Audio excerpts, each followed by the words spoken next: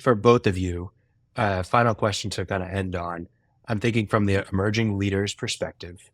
What is what is one thing you wish you would have told your Your young former self. self Yeah. getting onto the first board you are? What is the advice that you have of actually making it worth your while? Obviously, we've got to do our time. It's going to get us more at bats, but what is it that what do I need to know going into this? Mhm. Fire away, whoever's ready. I know that's a Oh, on the spot question. Great question. I just have something very simple to say. I would say be interested, not interesting. So be interested, not interesting. Because everybody that's that does this, they're gonna be interesting people. So be interested in those people, and be interested in what the challenges are, and less interested in what you might look like in the room, which there's a person in everybody's head, right? The ego is like, how do I stack up? So I would say be interested versus interesting. Yeah. It's great. And you know what? With all these great things I wrote down, I'm going to fucking end with a McMahonism, which is one of my favorites. But this really sums it up.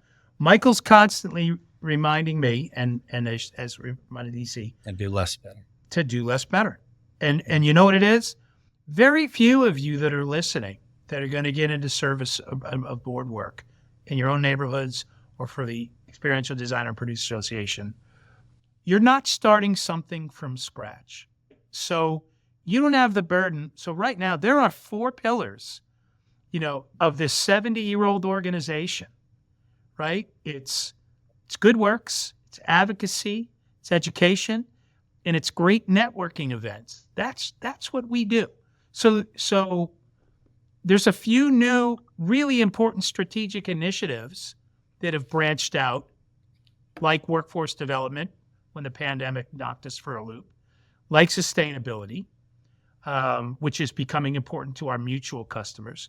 But for the most part, there's all kinds of things we can say we want to fix and get involved in, and the wrongs that we want to right. Your true north compass should be the 4 pillars, right? And whether you're Habitat for Humanity, whether you're a women's shelter, whether you're the EDPA, they already have a mission statement. So come in and add value and improve what it is that's already being done. And you really can't go wrong.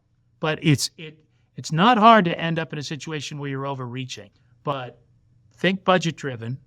We do what we can, not always what we should. But do less better is a great reminder that you're not cheating at anybody, you're not failing at anything, if that's your true north compass. So that's my one. Less is more.